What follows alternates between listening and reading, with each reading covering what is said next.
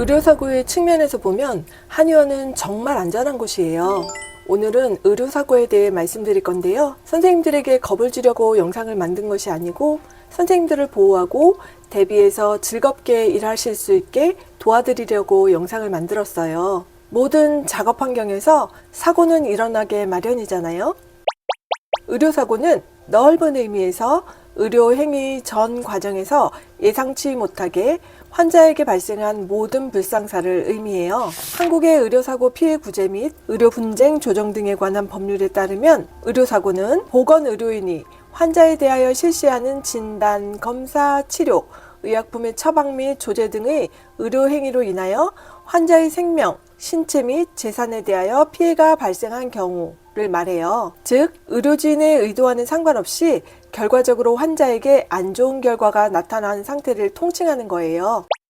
그리고 의료사고는 주체, 원인, 결과 등의 3요소로 이루어지는데요. 주체란 의사나 간호사, 간호조무사 등 보건의료인을 말하고요. 원인은 진료, 검사, 처방, 조제, 처치 등의 의료 행위, 결과란 환자의 부상, 질병 악화, 장애, 사망 또는 재산상의 손해를 말하는 거예요.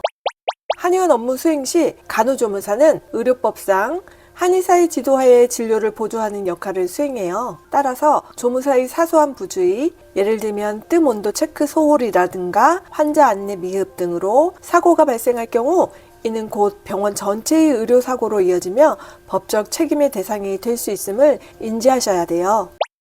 실제 한의원은 병원에 비해 의료사고가 아주 적은 편이에요. 표를 한번 보세요. 의료중재원의 2024년도 자료를 보면 한방병원을 포함한 한의원 의료사고는 연간 44건으로 절대적으로 낮은 편이에요. 그러나 44건 중에서 하나라도 내가 해당된다면 환자는 물론 본인이나 한의원도 큰 어려움이 있을 수 있으니 미리 알고 대비하기 위해 오늘 영상 끝까지 시청해주세요. 오늘 영상에서는 각 의료 행위별로 발생할 수 있는 대표적인 의료사고 위주로 알려드리고 의료사고를 방지하기 위한 사전 준비와 사고가 났을 때 어떻게 하면 좋은지 대비책도 알려드릴게요. 영상 끝까지 보시면 PDF 받는 법도 안내드리니 영상 끝까지 시청하시기 바래요. 첫 번째는 침 관련 의료사고인데요. 크게 발침사고와 절침사고로 나뉘어요. 발침사고란 침을 뽑지 않고 남겨둔 상태예요. 침은 천병이라고 부르는 손잡이가 스프링 형태로 굵어서 몸속으로 들어가지 않아요. 그러나 발침이 되지 않으면 환자는 원인 모를 통증을 느낄 수도 있고 침을 꽂은 상태로 귀가하게 되면 침이 혹시라도 내 몸속으로 들어가지 않을까 하고 불안감을 느낄 수 있어요. 특히 발침사고는 간호조무사 업무와 가장 밀접한 사고라 정말 주의하셔야 돼요. 자침 시마다 침의 개수를 확인하고 발침하면서 침의 개수를 대조하고 환자분, 오늘 침은 총 10군데 놓아드렸고 지금 모두 다 뽑았어요. 혹시 더 따끔한 곳 없으시죠? 라고 확인해야 돼요. 이것이 어려운 환경이라면 발침 후 손으로 직접 쓸어보고 소독하면서 여러 번 확인해야 돼요. 두 번째 절침사고인데요. 절침이란 침이 부러졌다는 뜻이에요. 저는 오랜 시간 한의원에서 일했지만 절침사고가 난 적은 없었고요. 절침된 경우도 딱 한 번 봤어요. 절침사고는 전기침 자극을 너무 강하게 한 경우나 침이 불량인 상태에서 발생해요. 그리고 절침이 된 경우 환자는 극심한 통증을 느끼는데 침이 워낙 작아서 일반적인 엑스레이로 찾지 못하는 경우도 있고요. 사고 수습은 반드시 수술이 동반되니 드물게 일어난다고 해서 무시할 수 있는 의료사고도 아니에요. 실제 발가락 사이에서 부러진 침이 발견되어 수술까지 간 사례를 제가 과거 영상에서 말씀드린 적도 있어요. 세 번째 침 관련 사고는 기흉인데요. 기흉이란 폐에 구멍이 난 상태를 말해요. 침으로 폐에 구멍을 낼 수도 있어? 하시겠지만 의외로 종종 일어나는 사고예요. 이 사고는 대부분 한의사의 자침에 의해서 발생하기 때문에 간호조무사가 관여될 가능성은 없어 보이지만 가끔 환자가 침을 꽂은 채 움직이다 발생할 수도 있기 때문에 주의하셔야 돼요. 기흉사고는 환자 곁에 있는 간호조무사가 가장 먼저 발견할 수 있기 때문에 알고 계시면 좋아요. 기흉이 생기면 가슴 통증과 호흡곤란이 발생해요. 다음은 약침 관련 의료사고인데요. 가장 중요한 게 아나필락틱 샥이에요. 아나필락틱 샥의 증상으로는 약침 시술 직후 환자가 어지러움, 호흡곤란, 두드러기를 호소한다면 쇼크일 수 있어요. 매우 드물지만 발생하면 사망까지 갈 수 있어서 가장 위험한 의료사고 중 하나예요. 실제 몇 년 전 한의원에서 봉동약침을 맞은 분이 사망한 사례까지 있었어요. 특히 처음 약침을 맞는 환자가 있는 경우 옆에서 5분 내지 10분간 환자 상태를 유심히 살펴보는 모니터링이 필수예요. 부항을 하면서도 의료사고가 생길 수 있는데요. 가장 흔한 부항 관련 의료사고는 물집이에요. 물집은 부항 압력이 너무 강하거나 시간이 길어질 때 생기는데요. 특히 피부가 약한 어르신들은 주의하셔야 돼요. 물집이 생겼다면 절대 터뜨리지 마시고 원장님 지시를 따르세요.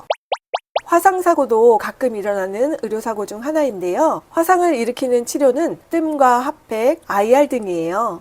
뜸의 경우 고정이 잘 안 되어 떨어지거나 열감을 못 느끼는 당뇨 환자분들에게 사고가 나고요. 핫팩이나 IR은 오래 적용할 때 사고가 많이 나죠. 뜨거우면 꼭 말씀해주세요. 라는 멘트 입에 달고 사셔야 돼요. 한약 복용 시에도 의료사고가 생길 수 있는데요. 첫 번째는 소화장애 등 부작용이에요. 한약을 드시고 설사를 하거나 속이 더부룩하다는 분들이 계시죠? 이는 명현 반응일 수도 있고 체질에 따른 부작용일 수도 있어요. 환자의 호소를 기록하고 원장님께 전달해 처방을 조절하게 해야 합니다. 그리고 많은 분들이 한약 먹으면 간이 나빠진다고 오해하시죠? 이건 정말 오해예요. 여러 학술 논문에 따르면 한약으로 인한 간 손상 빈도는 현대약품에 비해 현저히 낮고 미미한 수준이에요. 근거 없는 공포감을 느끼는 환자분들께는 정확한 정보를 바탕으로 안심시켜 드리는 것도 우리의 역할이에요. 저는 환자분들이 한약에 대해 걱정하실 때마다 이렇게 말씀드려요. 한약에 대한 전문가는 한의사예요. 세계 어느 곳에서도 우리나라 한의사보다 한약에 대해 더 잘 아는 전문가는 없어요. 걱정하지 마세요. 라고요.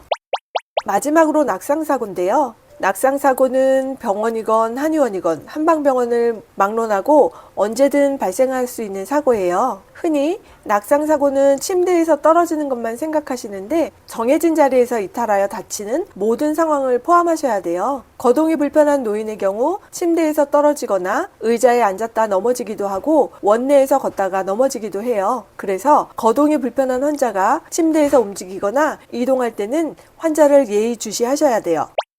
이 외에도 소소한 멍이나 가려움증 등이 발생할 수 있어요. 이런 현상이 어떤 분들에게는 의료사고로 느껴지고 어떤 환자분은 대수롭지 않게 느끼기도 해요. 환자가 대수롭지 않게 느끼는 경우는 환자의 의료적 지식과 성격도 한몫하지만 평상시 한의원 직원의 대처도 중요한 역할을 했을 거예요. 모든 치료 과정 중에 발생할 수 있는 상황을 여러 번 반복해서 환자에게 말씀하시고 필요하다면 안내서를 배부하시는 것도 좋아요. 사고의 종류들 여기까지 보니까 어떠신가요? 설마 나한테라는 생각보다 이렇게 될 수도 있구나라는 경각심이 드실 거예요. 하지만 너무 걱정하지 마세요. 우리에겐 이 사고들을 0%로 만들 수 있는 강력한 방패가 있거든요. 나를 지키고 환자를 살리는 구체적인 예방법과 대처법, 바로 다음 영상에서 이어집니다. 2부에서 뵐게요.